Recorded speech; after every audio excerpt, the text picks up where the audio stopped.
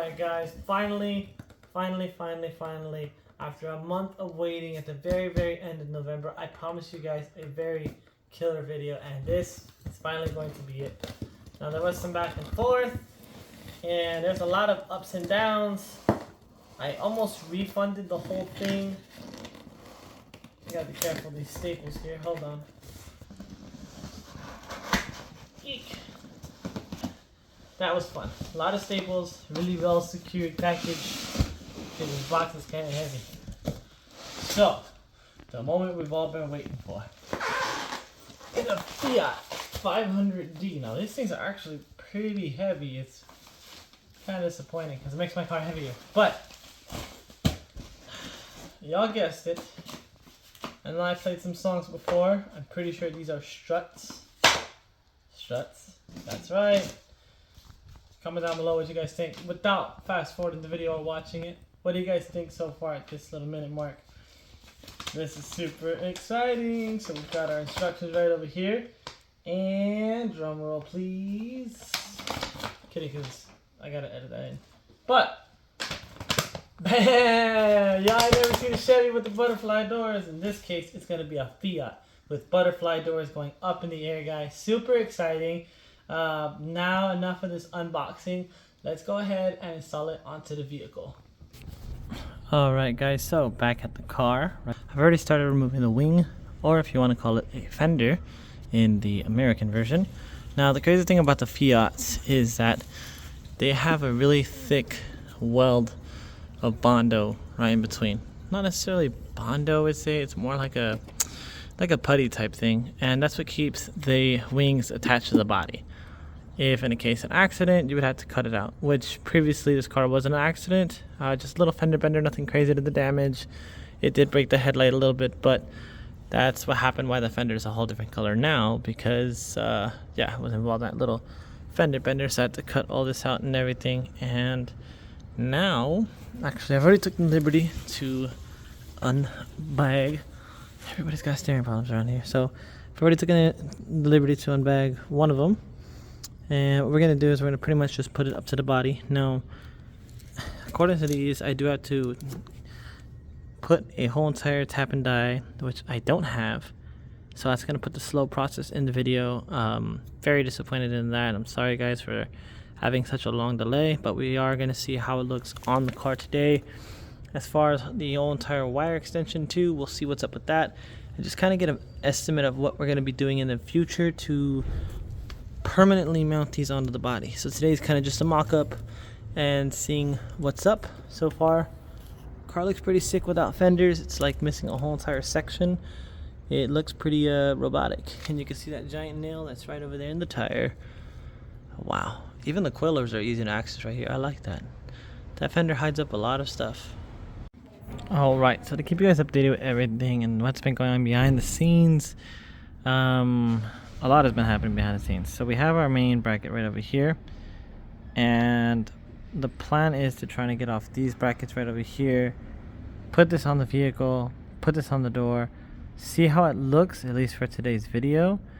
But it's looking kind of slow, it's looking kind of low. I don't like how everything is going. So for starters, if you guys are doing this on a Fiat 500, but the hard part is not removing the whole door. That's pretty easy. Obviously, get a 6 right over here. You get your, what socket was that? You'd get your 14 and pop it off the door. Then from there, you're left with these hinges. Basically, you would unscrew this one with the 14, and then this one would be for the 15, right? And boom, you pop your door off, get the 6, pop your door off, call it a day. And the biggest issue I had was the bolt right behind. So when these things go into the door, right, they have a threaded area, and right behind it is a 14mm bolt.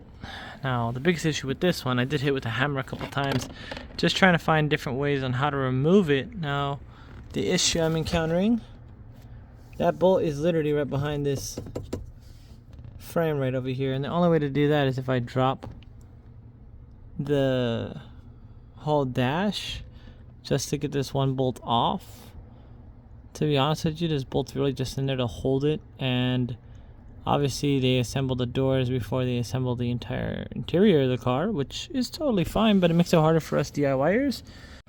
Alright, so I guess some more fun festive activities, guys, to keep you updated with everything. I am out of breath. Project car, it's all gonna get painted inside anyway, so scratched it. Obviously being solo dolo wasn't easy getting it up on there. Alright guys, so just like that, abracadabra. Honestly, the gaps aren't too bad, but we're not gonna open up this door because, I mean, there's not even any bolts holding it down. You know, baby girl, she's not even held down right now. So this kit, and I'm gonna break down the price at the very end, guys, how much it actually costs. And it took forever because they DM'd me and they were like, oh, like, what was your kit, like, what do you need it for? And I was like, dude, like, I literally put the information up first. So a lot of going back and forth with the person on Amazon to get it, and now that I got it, it's cool. I thought I had to go and get more tools, which I was not ready for. Jesus Christ, she's got her high beams on me all day, right? Gotta love the neighbors. So I think it's pretty cool that they did provide this main bit. This is one of my scariest pieces to buy because one of the things when you buy tap and die is a whole different set, right? So sometimes you can't be buying one for millimeters, sometimes you can't be buying one for the regular American, right? Metric and centimeters. So it's just a huge ballpark in the measurement area, which I'm very happy that they sent this out here. So now I covered up all the scratches and everything. Yes, I know it's not the right paint. This paint's actually gonna be the paint I wanted for the wheels. It's a nice heirloom white.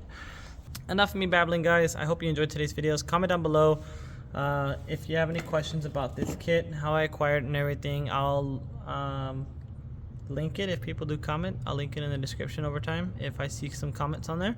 But this kit, they are universal. They do fit it. They tailor it to your car's needs.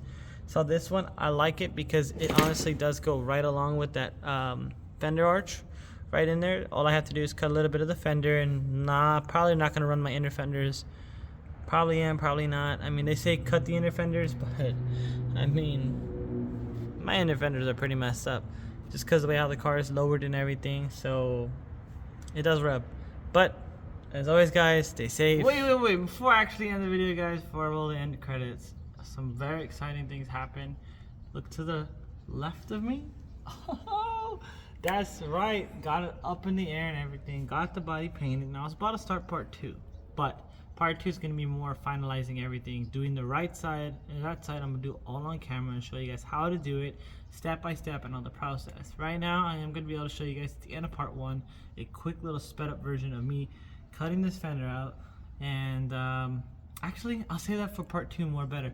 But part 1, ending it with the bang, guys. Just look at this door, dude. Absolutely killer. We got it up in the air. The thing is on there temporarily. These are some small bolts obviously holding it down. We got to get the big lugga chuggas for the extra weight of support because this thing's about 80 pounds. It's a big heavy door. I can't wait to get the carbon fiber ports. But now ending the video, guys. As always, stay safe and stay chill.